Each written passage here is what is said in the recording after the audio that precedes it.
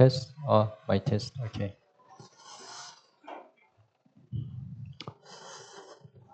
Okay, magandang umaga po.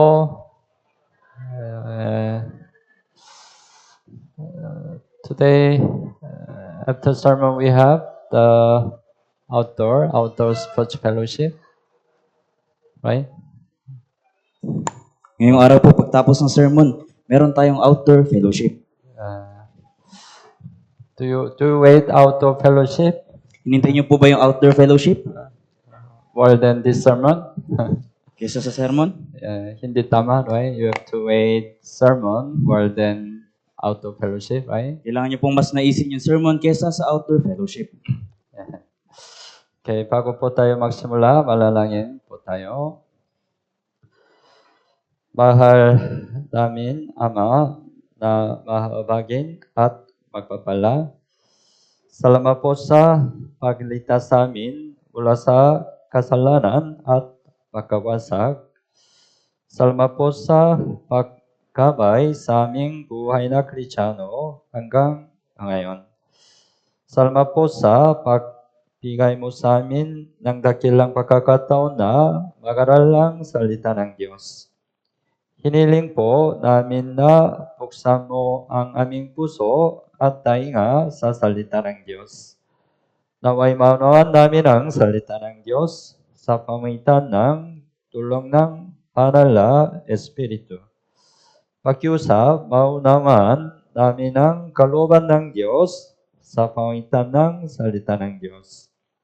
Mula sa simula hanggang sa matapos, kami ay nagtitiwala lamang sa iyong habagat biyaya. Ito po ang aming dalangin sa pangalan ni Jesus. Amen. Buksan mo ang Biblia, unang Thessalonica chapter 1. Unang Thessalonica chapter 1 verse 9.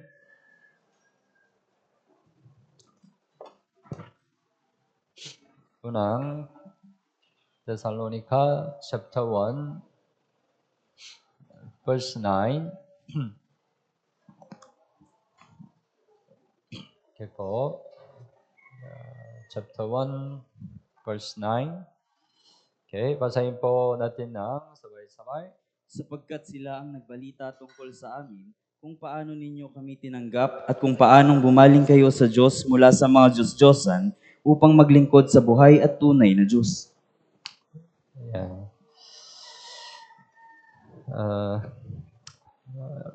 Last Sunday, right? You remember what we learned? Nung nakarang linggo po, naalala niyo po yung pinag-aralan natin? You remember or already forgot? Naalala niyo po ba o nakalimutan na? Yeah. Last Sunday we learned about idol, right? Nakarang linggo, pinag-aralan po natin yung patungkol sa mga Diyos-Diyosan. We learned what's the idol, right? Pinag-aralan natin kung ano ba yung mga Diyos-Diyosan. We learn either can be Christian before God. At nalaman natin na yung pagkakaroon ng Diyos-Diyosan ay malaking kasalanan sa harapan ng Diyos. Because worshiping idol is betraying God's love. Dahil yung pagsamba sa mga Diyos-Diyosan ay ang pagtanggi sa pag-ibig ng Diyos. God consider it's a Christian. Kaya isinasaalang-alang ng Diyos na ito ay malaking kasalanan. Okay, so but today we need to learn more about idol. Kaya sa araw na ito, pag-aaralan pa natin ng higit ang patungkol sa Diyos-Diyosan. Bago tayo maligtas, sumamba tayo sa mga Diyos-Diyosan. Ngunit nang tayo'y maligtas, tinalikuran natin ang mga Diyos-Diyosan at bumalik tayo sa Diyos. Ngayon, dapat tayong mamuhay sa paglilingkod sa Diyos. Right? Ang ating Christian life ay isang pamumuhay ng paglilingkod sa Diyos.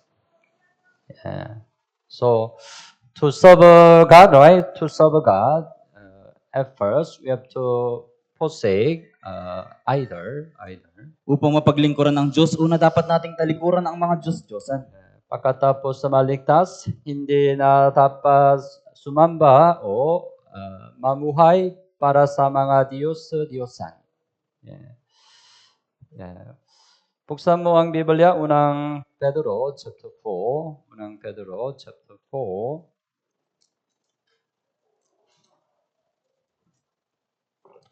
Verse 3. Unang Pedro, chapter 4, verse 3. Okay po, chapter 4, verse 3. Yeah. Basahin po natin ng sabay-sabay. Sapat na ang nakaraang panahon sa paggawa ninyo ng mga gustong gawin ng mga hentil na mamuhay sa kahalayan, masasamang pita, paglalasing, kalayawan, pag-iinuman, at sa kasuklam-suklam na pagsamba sa mga Diyos-Diyosan. Yeah. Ang nakarang panahon. Anong panahon? Yeah. Before each other time, we got the salvation, right? Ito po yung panahon bago tayo magkaroon ng kaligtasan. Yes. Ang nakarang panahon sa paggawa ninyo ng mga gustong gawain ng mga hentil, right? Gawain ng mga hentil, ano po? Pagsamba sa mga Diyos-Diyosan, right? Yeah. Pagsamba sa mga Diyos-Diyosan. Yeah. It's enough. Sapat na po ito. Yeah. We have served idol before we got the salvation, right? Pinaglingkuran na natin yung mga Diyos-Diyosan bago tayo magkaroon ng kaligtasan. It's enough. Kaya sapat na ito. After salvation, we shouldn't serve idol anymore. Kaya pagtapos ng kaligtasan, dapat na hindi na tayo muling sumamba sa mga Diyos-Diyosan. Last week we learned, right? What's the idol? Noong nakaraang linggo, pinag-aralan natin kung ano yung Diyos-Diyosan. Of course, save the Christian will not serve idol by making some statues, right? Siyempre, yung ligtas ng tao, hindi sila sasamba sa mga Diyos-Diyosan at gagawa ng mga inukit na larawan. Tama ba?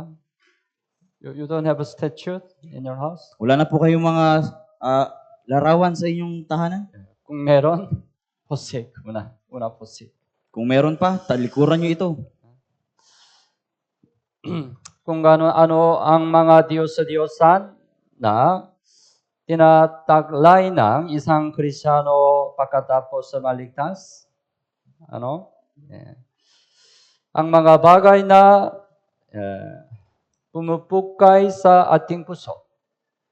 Pumupukay sa ating puso ang pagmamahal at pagtitiwala na higit pa sa Diyos ay maaaring maging mga Diyos-Diyosan.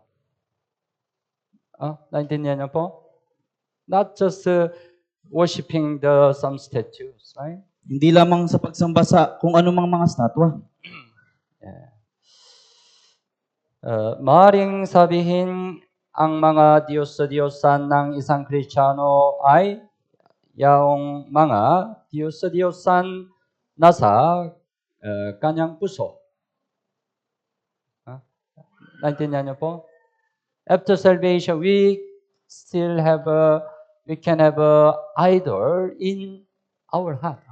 Pagkatapos ng kaligtasan, maaari tayong magkaroon ng mga Diyos-Diyosan sa ating puso. Buksan mo ang Biblia, Ezekiel 14. Ezekiel 14.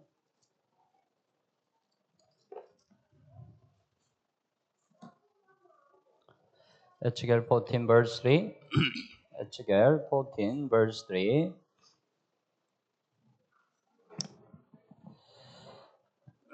Okay po, basahin po natin ng sabay-sabay. Anak ng tao, inilagay ng mga lalaking ito ang kanilang mga Diyos-Diyosan sa kanilang mga puso at inilagay ang katitisuran ng kanilang kasamaan sa kanilang harapan. Hayaan ko bang sumangguni sila sa akin? Right? Ang kanilang mga Diyos-Diyosan sa kanilang mga puso, right? Sa kanilang mga puso. Even though we don't serve idol by making statue, we can still have an idol in our heart. Kahit na hindi tayo sumasamba sa mga Diyos-Diyosan na gawa sa mga estatwa, maaari pa rin tayong magkaroon ng Diyos-Diyosan sa ating puso. If something takes away your heart from God, it can be idol. Kapag may ibang bagay na pumupukaw sa inyong puso mula sa Diyos, ito po ay maaring maging mga Diyos-Diyosan. If you love something more than God, it can be idol. Kung higit mong iniibig ang isang bagay kaysa sa Diyos, ito po ay Diyos-Diyosan. If you rely more than God, if you rely on something more than God, it can be either Kung maasa ka sa isang bagay ng higit sa Diyos, ito po ay Diyos-Diyosan. it's either of a Christian. Ito po yung mga Diyos-Diyosan ng Kristiyano. That's why we have to understand the either of a Christian. Kaya kailangan nating maunawaan yung mga Diyos-Diyosan ng Kristiyano. Tulad ng mga Diyos-Diyosan na naging dahilan ng pagsang ng Israel sa lumang tipan. Tama? Yeah. Right? Why Israel was destroyed? Bakit po ba winasak ang Israel? Right? They left God, they worship idol, right? Iniwan nila ang Diyos at sumamba sa Diyos-Diyosan. If you look at carefully the history of Israel in Old Testament, they continuously worship idol. Kung titingnan niyo pong mabuti yung kasaysayan ng bansang Israel, patuloy silang sumasamba sa mga Diyos-Diyosan. That's why they were destroyed, right? Kaya naman sila ay winasak. Maaring sirain din ng mga Diyos-Diyosan nasa atin ngayon ang ating Christian life.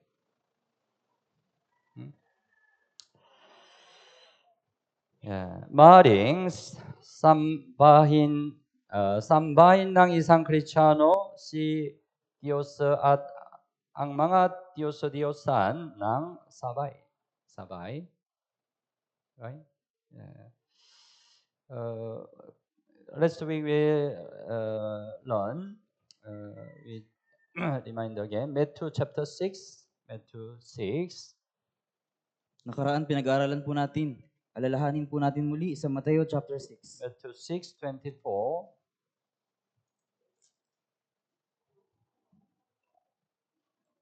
Matthew 6:24.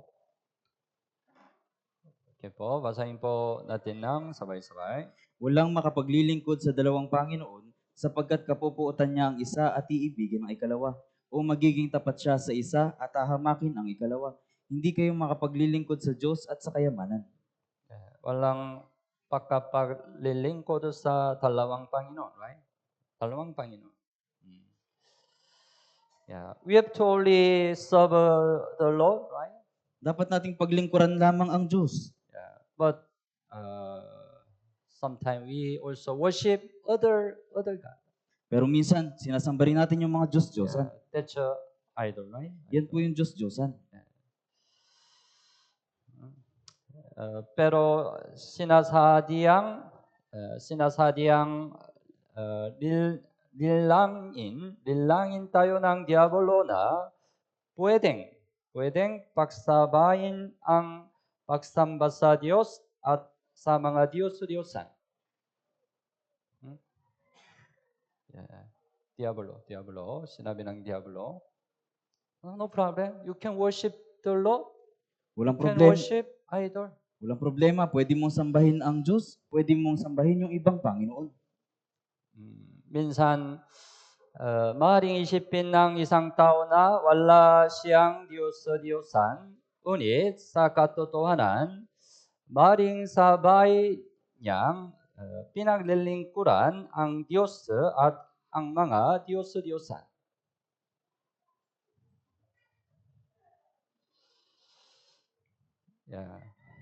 Sunin mo. Noong panahon ng lumang tipan, ang mga taga-Samaria ay sumamba kawa sa Diyos at sa mga Diyos-Diyosan. Right? Ito ay nangyari. Ikalawang hari 17, buksan mo ang Biblia, Ikalawang hari 17, verse 33. Ikalawang hari 17, verse 33.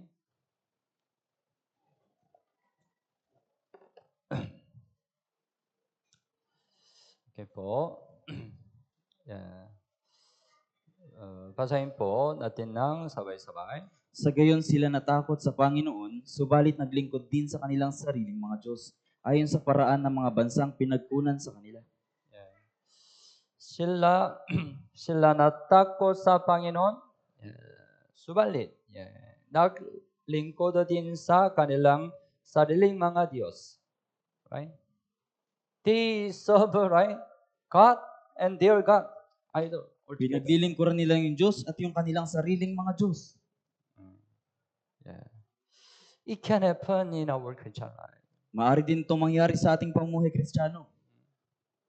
Yeah. Ano ang Diyos-Diyosan sa Kristiyano? Una, pag-isipan natin, buksan mo ang Biblia, Colossian chapter 3. Colossus po, chapter 3. Colossians chapter 3, verse 5. Colossians chapter 3, verse 5.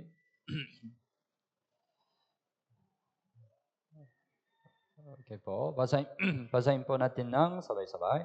Patayin ninyo ang anumang makalupa na nasa inyo, pakikiapid, karumihan, masamang pita, masamang pagnanasa at kasakiman na ito'y pagsamba sa mga Diyos-Diyosan. Sinabi ng Biblia, kasakiman. Kasakiman na ito'y pagsamba sa mga Diyos-Diyosan. Right? Kasakiman. Yeah.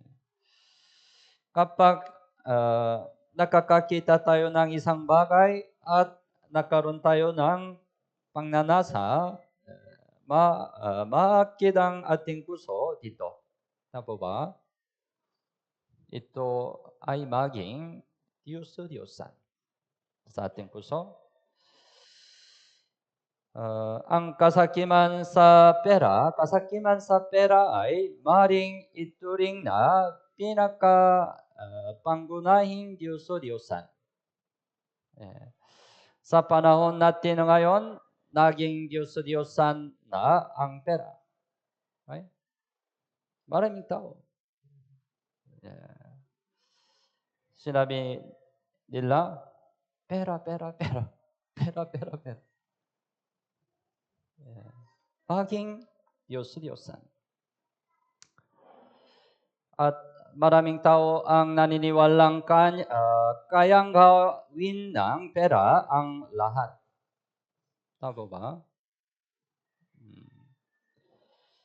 Namumuhay ang marami na parang ang layunin ng buhay ay kumita lamang ng pera.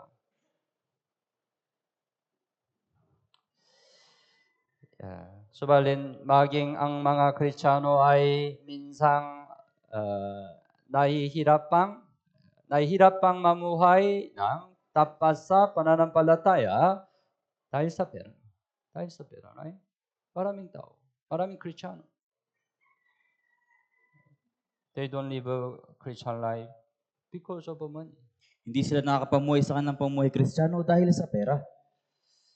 Unang Timoteo chapter 6, verse 10.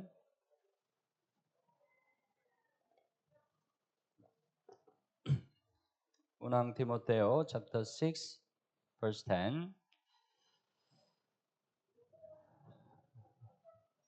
Okay po. Basahin po natin ng sabay-sabay.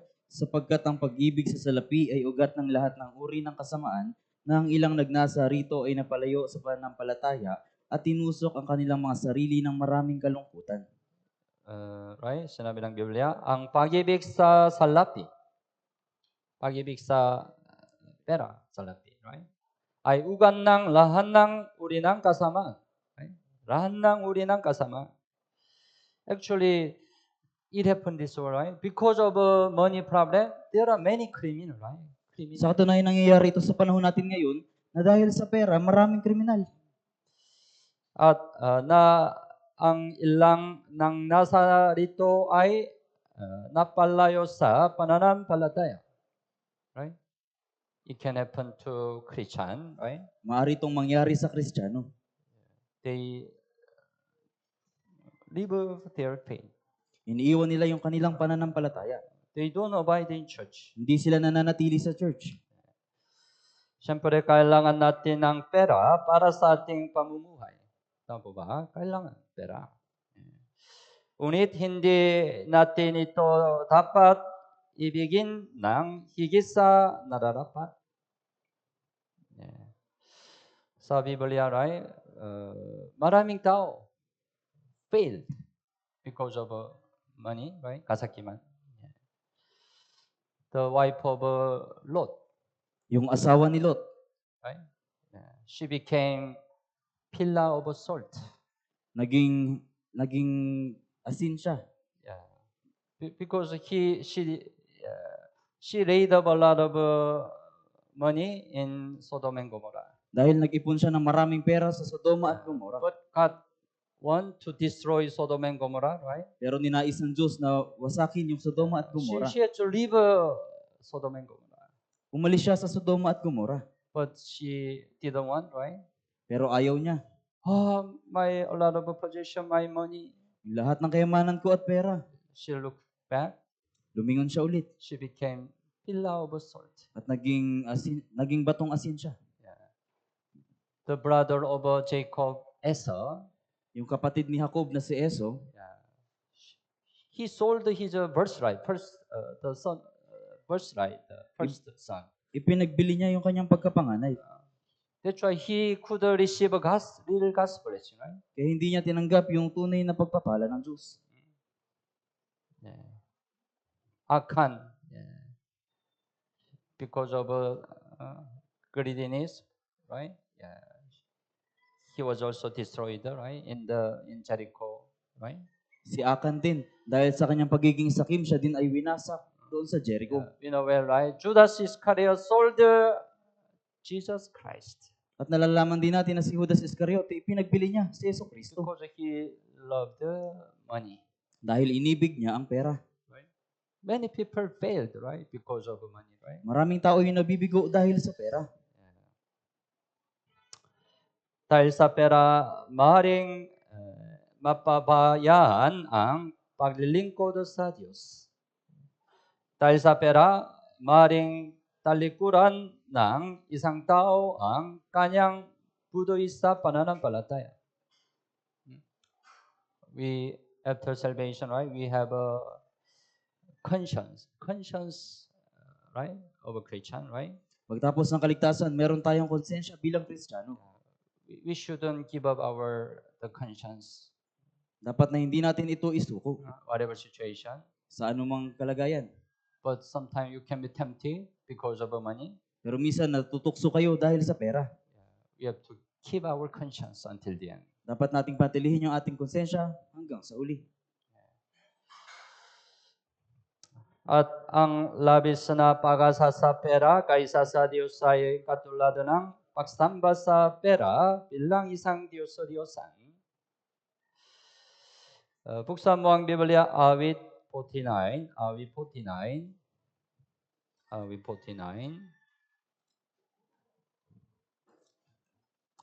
verse 6 and 7, awit 49, 6 and 7. Okay po. Basahin po natin ng sabay-sabay. Mga taong nagtitiwala sa kanilang kayamanan at ipinaghahambog ang kasaganaan ng kanilang mga kayamanan.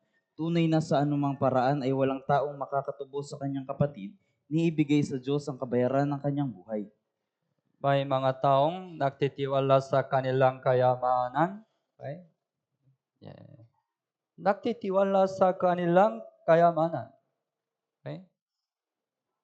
Maging Diyos-Diyosan.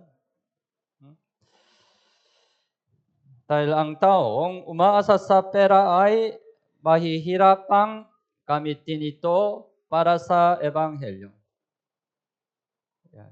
Why God allow money to us? Bakit ipinagkaloob sa atin ng Diyos ang pera? Of course, by the money, we can live our life. Siyempre dahil sa pera, mabubuhay tayo sa ating buhay. It's not all right. Pero hindi po ito yung lahat. Especially to a Christian, we have to use our money for the gospel. Dahil higit bilang mga Kristiyano, dapat natin gamitin yung ating pera para sa But Ebanghelyo. if we rely on the money more than God, we cannot use our money for the gospel, right? Pero kung umaasa tayo sa pera ng higit sa Diyos, hindi natin ito magagamit para sa Ebanghelyo. As a Christian, right, we have to give offering, right?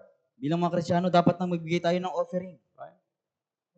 Why we hesitate offering? Bakit meron tayong tithes and offering? It's another special thing, giving offering. Hindi po espesyal na bagay yung pagbibigay ng tithes and offering. Giving offering is natural thing to say the Christian, right? Yung pagbibigay ng tithes at offering ay natural na bagay sa isang Kristiyano. Yeah. Why hesitate? Bakit nag-aalinlangan? It means we rely on the money more than God. Ibig sabihin, umaasa tayo ng higit sa pera kaysa sa Diyos. If I give this offering, I cannot live my life, Kung magbibigay ako ng offering, marahil hindi ako mabuhay sa aking pamumuhay. right? We worry about it, right? Mag-aalala tayo tungkol dito. What it means? Anong ibig We sabihin? rely on the money more than God, right? Higit tayong umaasa sa pera kaysa sa Diyos. It means money is your idol. Ibig sabihin, yung pera ang iyong Diyos-Diyosan. Because you more rely on money than God, right? Dahil higit kang umaasa sa pera kaysa sa Diyos. Kaya ang taong umasa sa pera ay sa huli ay mabibigo sa kanyang Christian life. Christian life.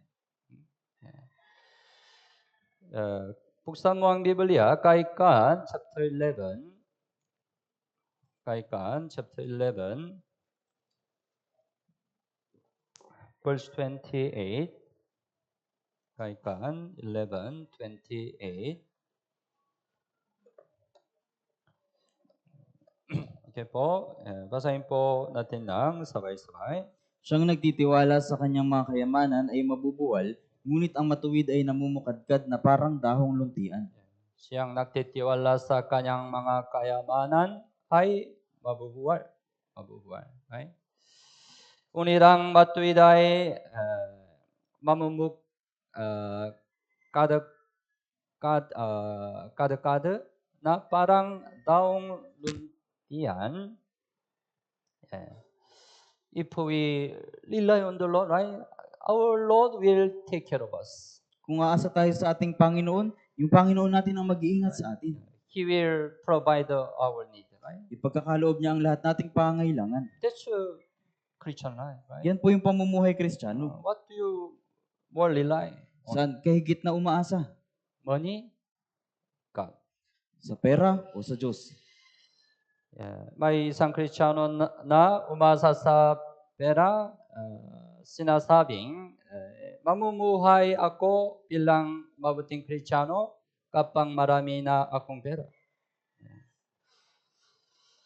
Ngunit hindi pera ang dapat nating asahan o pagkatiwalaan, kundi ang Diyos.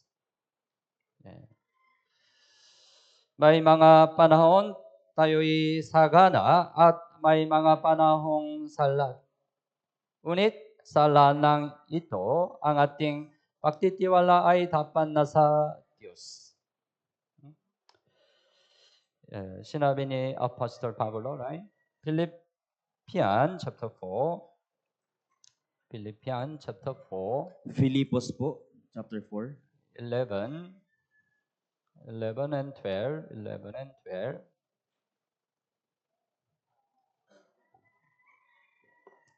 Philippians chapter 4, 11 and 12. Basahin po natin ng sabay-sabay. Hindi sa nagsasalita ako dala ng pangangailangan, sapagkat aking natutuhan ang masiyahan sa anumang kalagayang aking kinaroroonan. Marunong akong magpakababa at marunong din akong magpakasagana. Sa bawat bagay at sa lahat ng bagay ay natutuhan ko ang lihim sa kabusugan at maging sa kagutuman at maging sa kasaganaan at maging sa kasalatan. Yeah. Sinabi niya, right? Aking natutuhan ang masiyahan sa anumang kalagayang aking kinaroroonan, right?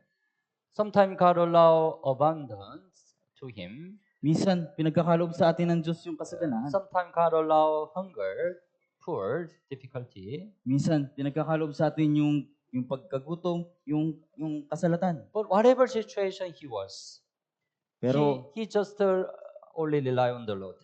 Pero sa anumang kalagayan tayo naroon, umasa lamang tayo sa Diyos. Upang magpagtagumpayan ng pagsamba sa pera, kailangan ang pusong marunong magkontento. Buksan mo ang Biblia, Hebreo chapter 13. Hebreo chapter 13, verse 5. Hebreo chapter 13 verse 5.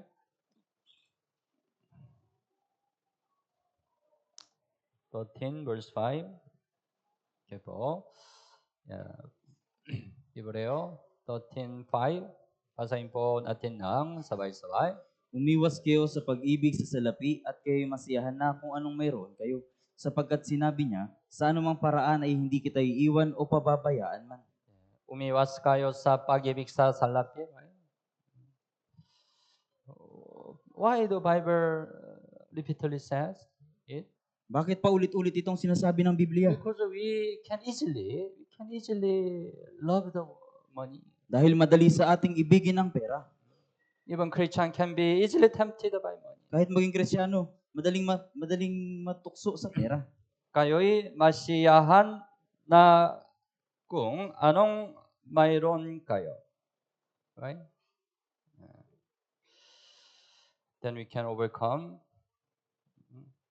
the temptation of money. Pagkatapos mapapagtagumpayan natin ang tukso ng pera. Kasakiman sa pera, unang ating Diyos-Diyosan. Pangalawa, tao. Isang tao, maging Diyos-Diyosan sa atin.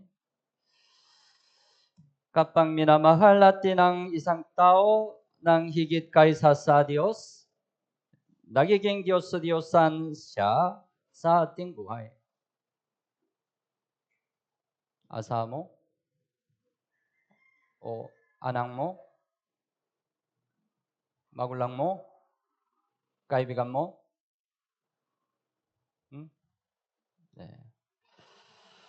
Why they become idol? Bakit sila naging mga Diyos-Diyosan? Sinabi ni Jesus, Mateo chapter 10. Buksan mo ang Biblia. Mateo chapter 10, 37. Mateo 10:37. Also, okay po. Basahin po natin ng sabay-sabay. Ang umiibig sa ama o sa ina ng higit kay sa akin ay hindi karapat-dapat sa akin. At ang umiibig sa anak na lalaki o anak na babae ng higit kay sa akin ay hindi karapat-dapat sa akin. Tapos na? Right? Right? If you love somebody more than the Lord, it can be your idol, right? Kung iniibig mo yung ibang tao ng higit sa Diyos, yan po ay iyong Diyos-Diyosan. God wants, we love the Lord more than any other thing, right? Nais ng Diyos na ibigin natin ang Diyos ng higit sa ibang tao. When Jesus was resurrected, He appeared to Apostle Peter. Sa muling pagkabuhay ni Jesus, nagpakita siya kay Apostol Pedro. What's the question of Jesus? Ano yung naging tanong ni Jesus? Simon Peter, Simon Pedro, do you love me more than this? iniibig mo ba ako ng higit dito? Right? 3 times repeatedly, right? 3 beses niya itong inulit. God will ask to us same way, right? Tinatanong din sa atin ng Panginoon yung parehong Do tanong. you love me more than any other body? Minamahal mo ba ako ng higit sa ibang tao? Yeah. God wants it. Nais po ito ng Diyos. Sa Biblia si Eli, Priest Eli, ay mas minahal ang kanyang mga anak kaysa sa Diyos. Sa Biblia po, si paring Eli, mas inibig niya yung kanyang mga anak kaysa sa Diyos. His children committed very great sin. Yung kanyang mga anak ay nakagawa ng malaking kasalanan. Yeah. But as a father, he had to discipline his children properly. Pero bilang ama, dapat niyang disiplinahin ng maayos yung kanyang mga anak. But he didn't do, right? Pero hindi niya yun ginawa. What's the reason? Ano po yung dahilan? The Bible said, Unang Samuel, buksan mo ang Biblia, Unang Samuel, chapter 2,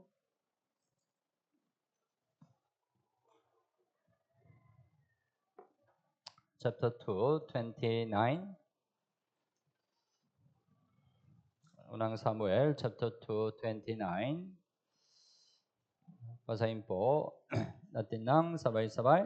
Bakit niyuyurakan ninyo ang aking mga alay at ang aking handog na aking iniutos, at iyong pinararangalan ng iyong mga anak ng higit kaysa akin, upang kayo magpakataba sa mga pinakapiling bahagi sa bawat handog ng Israel na aking bayan? Yeah. Right? Sinabi ng Biblia, iyong pinaralalan ang iyong mga anak ng higit kaysa akin. Right? Kaysa akin. That's why his two children died. Right? Kaya naman yung kanyang dalawang anak ay namatay. As a priest, he was a disqualified also. Bilang pari, siya ay itinakwil. Yeah, to him, his children was an idol. Right? Kaya para sa kanya, yung kanyang mga anak ang kanyang Diyos-Diyosan. If you love somebody more than the Lord, you cannot serve the Lord completely. Kung iibigin ninyo ang ibang tao ng higit sa Diyos, hindi nyo ganap na mapaglilingkuran ng Diyos. It's a serving idol. Ayan yung pagsamba sa Diyos-Diyosan.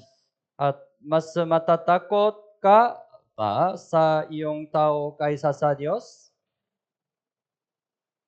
Yeah. Mas matakot kaysa sa Diyos? May tao? Yeah. It's also idol. Yan din po ay Diyos-Diyosan.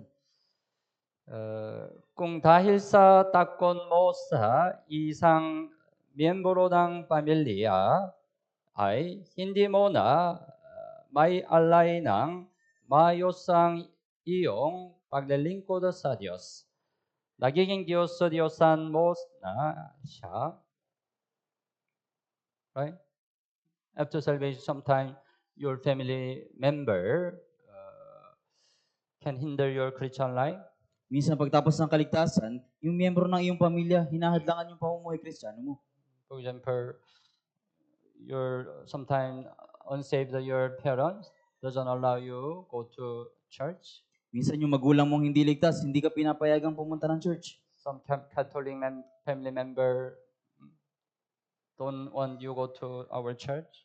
Yung mga Katolikong kapamilya, ayaw na pumunta ka sa ating church. Or your husband who is not saved doesn't Uy. want you go to church.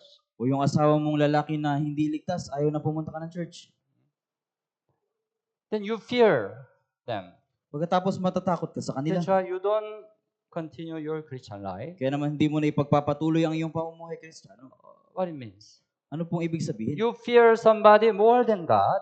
Natatakot ka sa ibang tao ng higit sa Diyos. Tama ba? It's either. Yan po ay Diyos-Diyosan.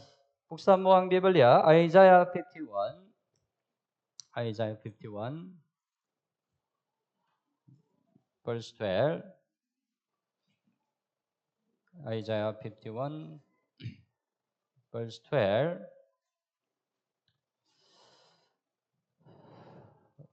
Okay po. Isaiah 51:12, basahin po natin ng sabay-sabay. Ako nga ang siyang umaaliw sa inyo. Sino ka na natatakot sa namamatay na tao at sa anak ng tao na ginawang parang damo? Ako nga ang siyang umaaliw sa inyo. Right? Ako, Panginoon. Ating Panginoon. Ako. Sino ka na natatakot sa namamatay na tao? Namamatay na tao, right? Sa anak ng tao na ginawang parang damo. Parang damo, right? We have to fear God only. Kailangan matakot tayo sa Diyos.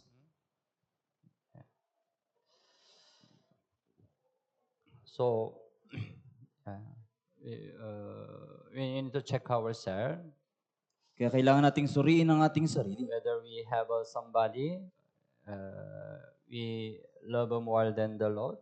Kung may ibang tao tayong iniibig ng higit sa Panginoon, We fear more than God. na mas kinakatakutan natin ng higit sa Diyos. Ating Diyos-Diyosan. Okay? At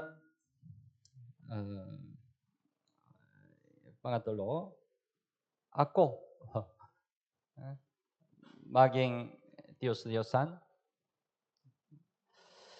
kapag minahal natin ang ating sarili ng higit kaysa sa Panginoon, tayo mismo ang nagiging Diyos o Diyosan sa ating buhay. Last time we learned, right, 2 Timothy chapter 3, the sin of the last days. Nakaraan, pinag-aralan po natin yung kasalanan sa mga huling araw.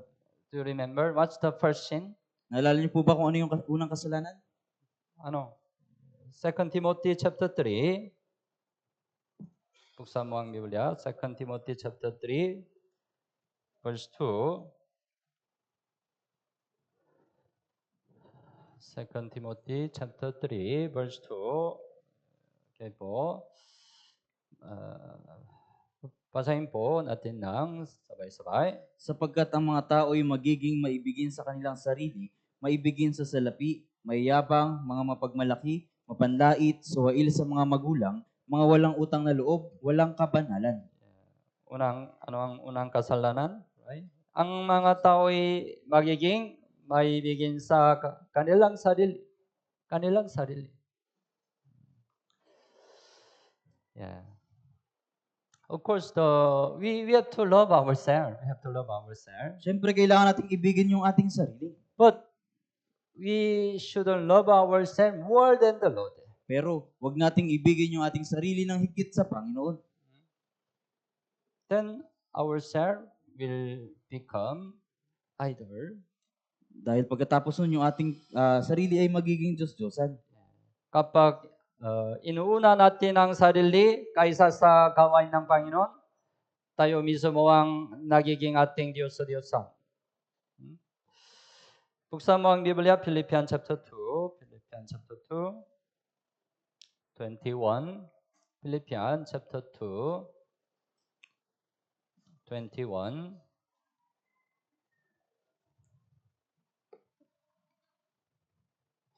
Philippians chapter 2, 21. Okay po. Basahin po natin ng sabay-sabay. Sapagkat pinagsisikapan nilang lahat ang para sa kanilang sariling kapakanan, hindi ang mga bagay ni Hesus Kristo. This time also, right? Yeah. There are some people who seek their own, not the works of God. Sa panahon ding ito, may ilang mga tao na hinahanap yung kanilang sariling kapakanan, hindi yung mga bagay ni Hesus Kristo. Their work, their thing is first. Lagi na lang yung kanilang sariling kapakanan, yung kanilang sariling bagay yung inuuna. Yeah.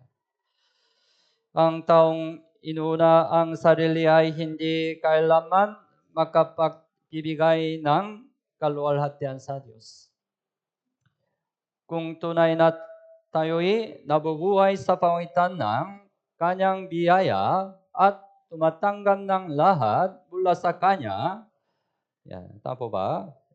Nararapat lamang na ilagay natin ang Diyos sa itaas ng lahat, higit pa sa ating sarili. At siya lamang ang ating luwalhatian. Right? Yeah. Our Christian life should be the first. Our Lord should be the first. Right? Sa ating pamumuhay Kristiyano, yung Panginoon ang dapat na inuuna. Without Him, even 1 second, this moment, we cannot stand, right? Nang wala siya, kahit na isang segundo, hindi tayo makakatayo. He provided all things to us, right? Yung pinagkakaloob niya ang lahat ng bagay sa atin.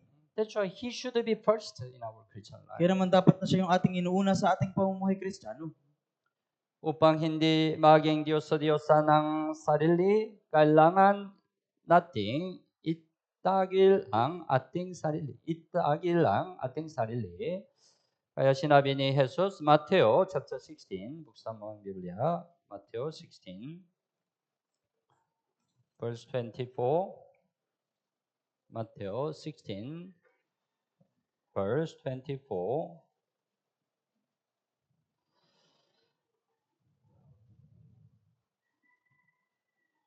okay po, basahin po natin ng sabay-sabay. Pagkatapos ay sinabi ni Jesus sa kanyang mga alagad, kung ang sino man ay ibig sumunod sa akin, Tanggihan niya ang kanyang sarili at pasanin ang kanyang krus at sumunod sa akin.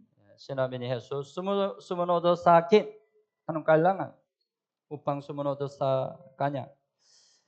Tanggihan niya ang kanyang sarili, right? Tanggihan niya ang kanyang sarili. We have to give up our own will. Dapat na isuko natin yung ating sariling kalooban. We have to give up our own way. Isuko natin yung ating sariling paraan. We have to give up our own thoughts. Isipin natin yung ating sariling kaisipan. But we don't want it, right? Pero ayaw natin ito. Oh, no, Lord, I know your will. O Panginoon, alam ko ang iyong kalooban. Right? Every sermon, we understand what's God's will, right? Sa tuwing sermon, nalalaman natin yung kalooban ng Diyos. Then we say, oh, I know your will. Tapos sinasabi natin, alam ko ang iyong kalooban. Subalit, ayaw ako. I don't want to give up myself. Ayaw kong isuko yung aking sarili. Right? It means myself is my idol. Ibig sabihin, yung sarili ko ang aking Diyos-Diyosan. I still love me more than the Lord. Mas iniibig ko pa rin yung aking sarili kaysa sa Panginoon. Idol. You are idol. Right? Ikaw ay Diyos-Diyosan. Yeah. It's a sin, right? We learn, right? Idol, serving idol is just creation before God, right? Nalaman po natin na yung pagsamba sa mga Diyos-Diyosan ay malaking kasalanan sa harapan ng It's Diyos. betraying God's love. Dahil ito po yung pagtanggi sa pag-ibig ng Diyos. Yeah. At ano ang Diyos-Diyosan sa Christian? Ang mga bagay sa mundong ito na umaakit sa akin ay maaaring maging mga Diyos-Diyosan.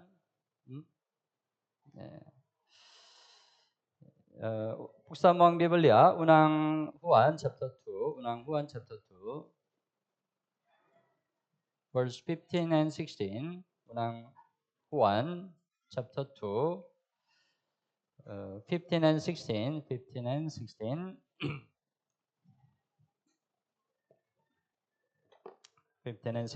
Okay po, basahin po natin ng sabay-sabay. Huwag ninyong ibigin ang sanlibutan, ni ang mga bagay na nasa sanlibutan. Ang pag-ibig ng Ama ay wala sa sino mang umiibig sa sanlibutan, sapagkat ang lahat na nasa sanlibutan, ang masamang pagnanasa ng laman, ang pagnanasa ng mga mata, at ang pagmamataas sa buhay ay hindi mula sa Ama, kundi sa sanlibutan. First Juan was given to already save the Christian, right? Yung unang Juan po ay ibinigay na sa mga ligtas na tao. Bakit sinabi ng Biblia? Kaya ito. Right? Huwag ninyong ibigin ang sanlibutan ni ang mga bagay na nasa sanlibutan. Because save the Christian can love this world and the things in the world. Dahil yung mga Kristiyano ay ibigin yung sanlibutan at yung mga bagay sa sanlibutan. Then, right, this world and the things in the world will become our idol. Pagkatapos yung sanlibutang ito at yung mga bagay ng sanlibutang ito ay magiging ating Diyos-Diyosan. When we love this world, we cannot abide in church until the end. At kung ibigin natin ang sanlibutang ito, hindi tayo makapanatili sa church hanggang sa uli. May halimbawa sa Biblia, si Demas, he went to Thessalonica. Siya ay nagtungo sa Thessalonica. Anong dahilan? Sinabi ng Biblia, anong dahilan? Ikalawang Timoteo chapter 4, buksan mo ang Biblia. Ikalawang Timoteo chapter 4, verse 10.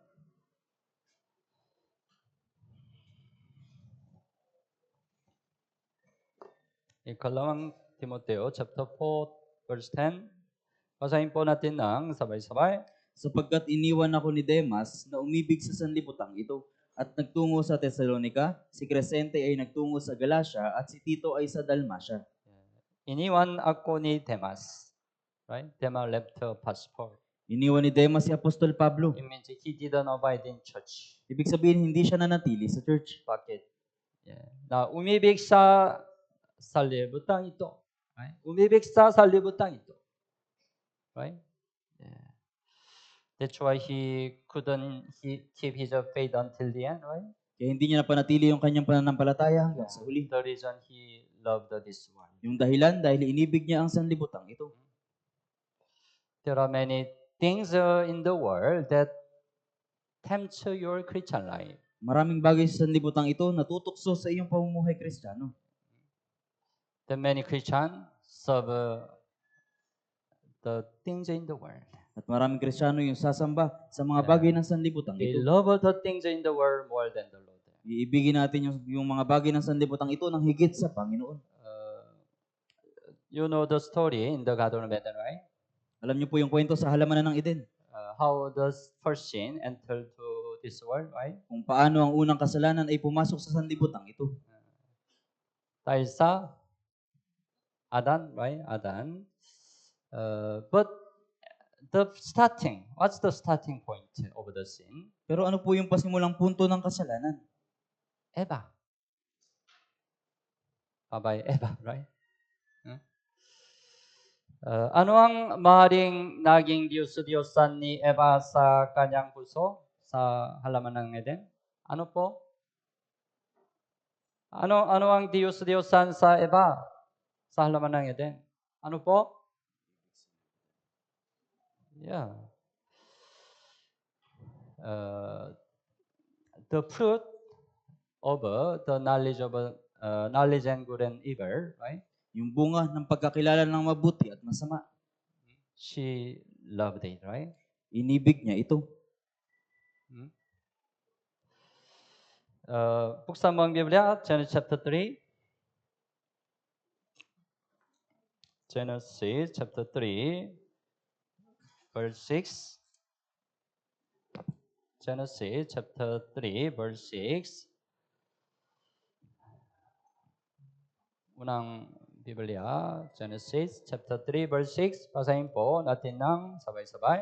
Kaya't nang makita ng babae na ang bunga ng punong kahoy ay mabuting kainin, nakakalugod sa paningin na dapat nasain upang maging matalino, siya ay pumitas ng bunga nito at kinain ito. At binigyan din niya ang kanyang asawa na kasama niya at siya ay kumain. It describes, right, how first sin entered to this world. Ipinapaliwanag dito kung paano yung unang kasalanan ay pumasok sa sanlibutan. Kaya nang makita ng babae, right? Makita ng babae na ang bunga ng punong kahoy. Right? Makita ng babae. Si Eva. Right, the bunga mukhang maganda, right? We don't know exact the shape of the bunga. Hindi natin alam kung ano yung eksaktong hugis ng bunga. But it described, right? Mabuting kainin at nakakalugod sa paningin na dapat nasain upang maging matalino. Looks very good, right? Mukhang napakaganda. She loved it. She loved it. At inibig niya ito. That's why she know she shouldn't eat the fruit. Pero nalaman niya na hindi niya dapat ito Because kainin. she already heard from her husband Adam. Dahil narinig niya na ito sa kanyang asawang lalaki, si Adan. But every day went there. Pero marahil araw-araw pumupunta siya doon. At first she didn't have a mind to eat. Noong una, wala siyang kaisipan na kainin ito. But just look at. Tinitingnan ko lang. Right? Look at, no problem, right? Because God said, don't eat the fruit. Yung pagtingin ay walang problema dahil sinabi ng Diyos, huwag mong kainin ang bunga. Always look at, oh, beautiful, maganda. Kaya lagi niyang tinitingnan, maganda. Right? Bunga ng punong kahoy ay mabuting kainin. That's why the saliva comes out already. Kaya naman lagi siyang naglalaway. I want to eat. Gusto kong kainin. But she, right, endure. Pero nagtitiis siya. But just every day look at. Pero araw-araw lagi niyang tinitingnan. She couldn't endure anymore, right? At hindi na niya nagawa pang magtiis. Shit. Kinain niya. Yeah, to her, the fruit of knowledge of good and evil was an idol to her, right? Kaya para sa kanya, yung bunga ng pagkakilala ng mabuti at masama ay Diyos-Diyosan. She loved the bunga more than the God's word. Mas inibig niya yung bunga kaysa sa salita ng Diyos. Pamari sa atin ay maring may sarili ring punong kahoy ng kaalaman ng mabuti at masama. Tulad ni Eva. You can have your own the fruit of the knowledge and good and evil. Maaari ka rin magkaroon ng sarili mong bunga ng pagkakilala ng mabuti at masama. I don't know, you know. Hindi ko alam, pero alam mo. Maraming bagay ang maaaring maging Diyos-Diyosan kung ito'y gumagapos sa puso ng Kristiyano at humahadrang sa kanyang pananampalataya.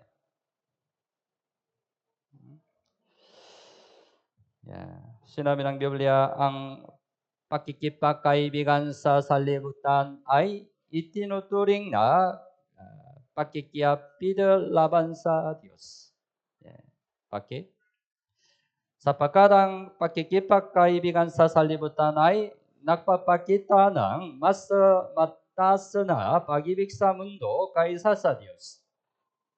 Ano po ba? Sinabi ng Biblia, James chapter 4, Santiago chapter 4.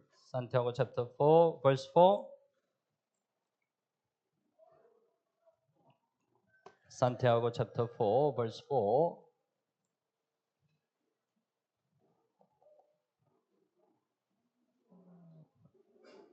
Chapter 4, verse 4. Okay po, basahin po natin ng sabay-sabay.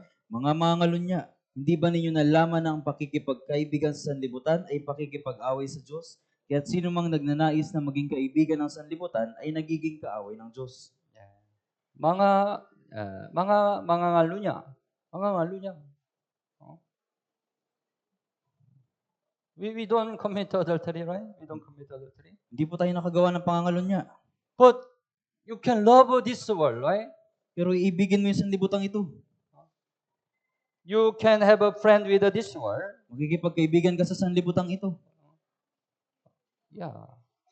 Then God consider you are adultery. At itinuturing ng Diyos na ikaw ay nangangalunya. You are enemy of God. Ikaw ay kaaway ng Diyos. Right? Because you love this world more than the Lord. Dahil iniibig mo ang sanlibutang ito nang higit sa Diyos. It's a same worship idol. Right? Yan po ay pareho sa pagsamba sa Diyos-Diyosan. At maring may mga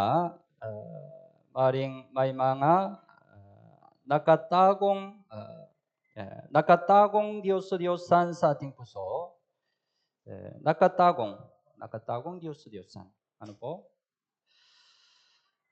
Sa Biblia, mayroon Diyos-Diyosan,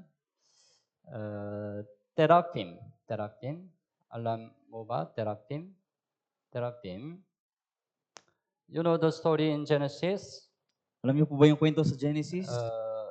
Jacob, he returned to his hometown with his family. Si Jacob ay bumalik sa kanyang sambahayan kasama ang kanyang pamilya. Then he brought his family, his wife, right? At dinala niya yung kanyang asawa. He had 4 wives, right?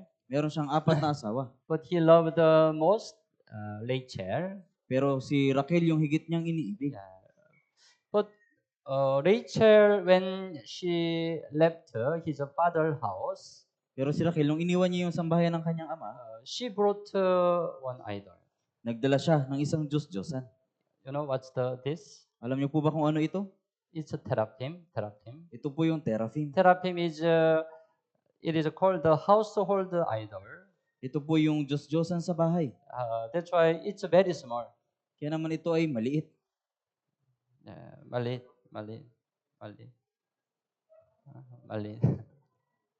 Usually at the time the idol, right? Big statues, right? Noon po yung mga Diyos-Diyosan ay malalaking mga estatwa. But it's a portable idol. Ito po yung portable na Diyos-Diyosan. Before the telephone very big, right? Noon yung teraphim ay malalaki. It's not portable. Hindi po portable. But now portable telephone, right? Smartphone. Pero ngayon may mga cellphone tayong portable. Kagaya ito. At that time there was a portable idol. Noong panahon na yun, merong mga portable na Diyos-Diyosan. Statue, very small. Yung mga estatwa ay maliliit. That's why she stole the teraphim from his father. Kaya naman ninakaw niya yung teraphim mula sa kanyang Yeah, ama. that's why she hid when Laban, his father, came to her. She hid it, right? Kaya naman nung lumapit sa kanya yung kanyang amang si Laban, itinago niya ito. Genesis chapter 31. Genesis 31. 31 verse 34. Genesis 31 verse 34. Okay po. Yeah. Basahin po natin ng sabay-sabay.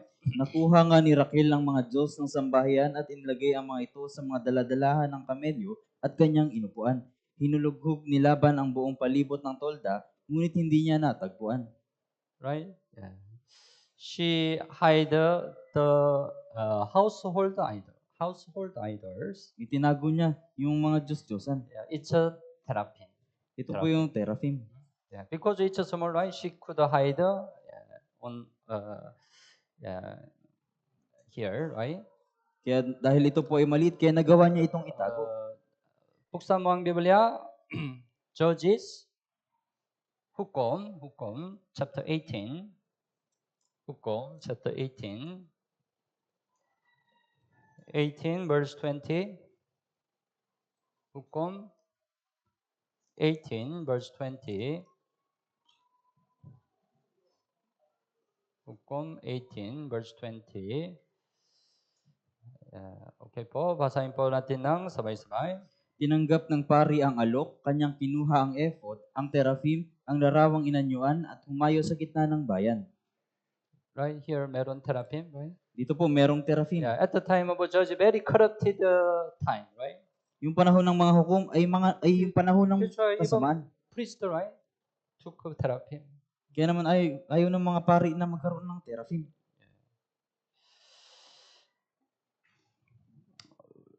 We can also have a teraphim, our own teraphim. Kaya maaari din tayo magkaroon ng ating sariling teraphim. Mayroon kaya akong mga nakatagong Diyos-Diyosan tulad ng mga teraphim?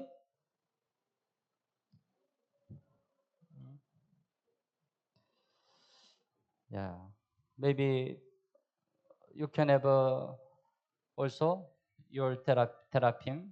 Marahil magkakaroon ka rin ng iyong sariling teraphim. Yeah. It's just small, that's why you can easily hide. Maliit ito, kaya pwede mo itong itago. That's why nobody knows, right? Your teraphim. Kaya walang sino man nakakaalam ng iyong teraphim. What's your teraphim? Ano ang iyong teraphim? Even nobody knows, God knows, right? Kahit walang nakakaalam nito, alam ito ng Diyos. Even it's small, before God, it's the same idol. Kahit na ito ay maliit, alam ng Diyos na ito ay kasalanan. Yeah. So, yeah, our time, right? Sometimes it's a problem. Smartphone. Kaya sa panahon natin ngayon, problema yung smartphone. Of course, we can use a smartphone good way, right? Siyempre, magamit natin sa mabuting paraan yung smartphone. We can get many information. Makakakuha tayo ng maraming We impormasyon. can have a fellowship. Maaari tayong magkaroon ng fellowship. There is a good point, right? Merong mabubuting gamit. Yeah, but the problem, many people too much focus on smartphone. Pero yung problema, karamihan sa mga tao higit na nagtutuon sa smartphone.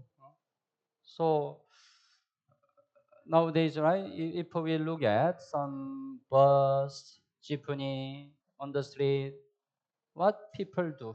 Kaya sa panahon natin ngayon, kung titingin tayo sa mga bus, sa jeep, at sa mga kalsada, anong ginagawa ng tao? Lagi na lang. Tama po ba? Even nowadays, 2 years old, 3 years old, Kahit sa panahon ngayon, kahit 2 taong gulang, 3 taong gulang. tama ba? You know the zombie? Alam niyo po ba yung zombie? Yeah, tama, zombie. It make many people zombie. Ginagawa nitong mga zombie ang maraming tao. Without it, maybe it's not possible. It's not possible to live their Kung, life. kung wala ito, imposibleng mabuhay sila sa kanilang buhay. Right? Idol, right? Ito Idol. po ay Diyos-Diyosan. Same the teraphim, right? Portable idol, portable. Mareho din po sa teraphim, portable na Diyos-Diyosan. We have to forsake Dapat natin itong talikuran, our teraphim. yung ating teraphim. Yeah. Hidden the teraphim, hidden the idol, teraphim, forsake. Yung mga nakatagong Diyos-Diyosan na teraphim, lisanin ito. Dapat nating tukuyin at alisin ang mga Diyos-Diyosan sa ating puso. Yeah. Ang unang ginagawa ng mga hari ng Israel na matuwid sa harap ng Diyos ay ang pagtanggal ng mga Diyos-Diyosan. Halimbawa, ikalawang hari chapter 18, Hezekiah, King Hezekiah, what he had done. Ano po yung ginawa ni Haring Hezekias? As soon as he became king, what he has done. Sa sandaling naging hari siya, ano yung kanyang ginawa? Chapter 18, ikalawang hari, chapter 18, verse 3 and 4. Ikalawang hari, chapter 18, 3 and 4. Okay, basahin po natin ng sabay-sabay. Siya'y gumawa ng matuwid sa paningin ng Panginoon ayon sa lahat ng ginawa ni David na kanyang ninuno. Kanyang inalis ang matataas na dako, winasak ang mga haligi, at ibinagsak ang mga sagradong poste. Kanyang pinagpuputol-putol ang ahas na tanso na ginawa ni Moises, sapagkat hanggang sa mga araw na iyon ay pinagsusunugan ito ng insenso ng mga anak ni Israel. Ito ay tinawag na Nehustan. Right? As soon as he became king, he destroyed all the idol in Israel. Sa sandaling naging hari siya, winasak niya yung lahat ng Diyos-Diyosan doon sa Israel. Because it was a starting point, serving God only. Right? Dahil ito po yung pasimula ng pagsamba sa mga Diyos-Diyosan. That's why Hezekiah became good king before God. Kaya naman si Hezekiah, sa harap ng Diyos ay isang mabuting hari. King Josiah pareho. Si Haring Hoseas. Chapter 23, ikalawang hari, chapter 23. 23, verse 24. 23, 24. Okay po, 23 and 23 verse 24. Basahin po natin ang sabay-sabay. Bukod dito, ipinag-aalis ni Josias sa mga sumasangguni sa masamang espiritu at ang mga mangkukulam, ang mga teraphim, ang mga Diyos-Diyosan at ang lahat ng karumaldumal na nakita sa lupain ng Juda at Jerusalem, upang kanyang matupad ang mga salita ng kautusan na nasusulat sa aklat na natagpuan ng paring si Hilkias sa bahay ng Panginoon. He even destroyed, teraphim, right? Winasak niya rin maging yung teraphim. Yeah, teraphim small, right? That's why many people hide. They serve by themselves, right? Yung mga teraphim maliliit, kaya naman tinatago ito ng mga tao at pinaglilingkuran. King Josiah even destroyed the teraphim, right? Pero si Haring Josias, kahit mga teraphim winasak niya. Yeah. Kailangan pagpawis sa loob ng puso, reformation. You know the religious reformation by Martin Luther. Alam niyo po yung religious reformation ni Martin Luther. Religious reformation. We need a reformation of our heart. Kailangan natin ng reformation sa ating puso. It starts from destroying our own idol. Yan po ay magsisimula sa pagwasak sa ating sariling Diyos-Diyosan. Dapat nating tukuyin at talikuran ang mga nakatagong Diyos-Diyosan sa ating puso upang buong puso tayong makapaglingkod sa Diyos. Kapag itinagwil natin ang mga Diyos-Diyosan, saka lamang tayo makasusunod ng buo sa Panginoon. Unang Juan chapter 5, buksan mo ang Biblia. Unang Juan chapter 5, 21. 21.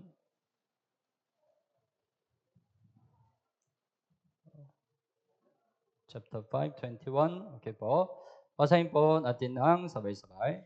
Mga munting anak, lumayo kayo sa mga Diyos-Diyosan. lumayo kayo sa mga Diyos-Diyosan. Okay? Alam ko ng mabuti kung ano ang mga Diyos-Diyosan sa aking puso. Tama po ba? I don't know your idol. I don't know. Di ko po alam kung ano ang iyong mga Diyos-Diyosan. But you know. Pero alam mo ito. Huwag na tayong mag-alinlangan pa. Talikuran natin ang lahat ng Diyos-Diyosan at italaga ang ating sarili sa paglilingkod sa Diyos lamang. Right? At the time of Elijah, most of Israelite served the idol. Sa panahon ni Elias, karamihan sa mga Israelita ay sumasamba sa Diyos-Diyosan. Then Elijah shouted to them, Pagkatapos, sinigawan sila ni Elias. "Who are the real God? Sino ang tunay na Diyos? God or idol?" Ang Diyos o ang Diyos-Diyosan? Don't hesitate. Don't hesitate. Huwag kayong magalinlangan. Unang Hari, buksan mo ang Biblia. Unang Hari, chapter 18.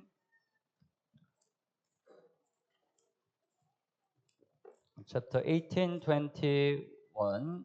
Unang Hari, chapter 18, 21. Okay po, basahin po natin ng sabay-sabay. Si Elias ay lumapit sa buong bayan at nagsabi, hanggang kailan kayo magpapatalon-talon sa dalawang magkaibang puro-puro? Kung ang Panginoon ay Diyos, sumunod kayo sa Kanya. Ngunit kung si Baal, sa Kanya kayo sumunod. At ang bayan ay hindi sumagot sa Kanya kahit isang salita. Hanggang kailan? Hanggang kailan kayo magpapatalon-talon sa dalawang magkaibang guro-guro? Right? Hanggang kailan? We learn what's idol. Pinag-aralan natin kung ano ang Diyos-Diyosan. We learn what's the idol of a Christian. Pinag-aralan natin kung ano yung Diyos-Diyosan ng isang Kristiyano. Until when? Hanggang kailan? You will serve this idol. Na paglilingkuran mo ang mga Diyos-Diyosan. It's clear. God is the only God. Right? Malino na ang Diyos ay ang tanging Diyos. We have to only serve Him. Right? Dapat nating paglingkuran lamang siya. We have to forsake all idol. Dapat nating talikuran ang lahat nating Diyos-Diyosan. Then we can really serve the Lord. We can glorify our Lord. Pagkatapos, maluluwalhati natin at mapaglilingkuran ng ating Diyos. Okay po. Malalangin po tayo. Mahal naming Ama na mahabagin at magpapala.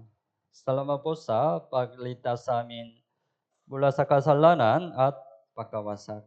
Salamat po sa pagbigay mo sa amin ng dakilang pagkakataon na mag-aral ng salita ng Diyos. Salamat po sa maunawan ang kalooban ng Diyos sa pamamagitan ng salita ng Diyos. Hiniling po namin na sundin natin ang salitang natutunan natin ngayon. Tulungan mo po kami na mabuhay ng higit na susunod sa iyo sa taong ito. Magsisimula ang mission sa Santa Rita mula Hulyo 7. Naway gamitin ng Diyos ang misyong ito upang maraming kaluluwa ang maligtas. Panginoon, patatagin mo po ang Santa Rita Mission Branch upang ito'y matibay na makapanatili at makapaglingkod para sa iyong kaluwalhatian.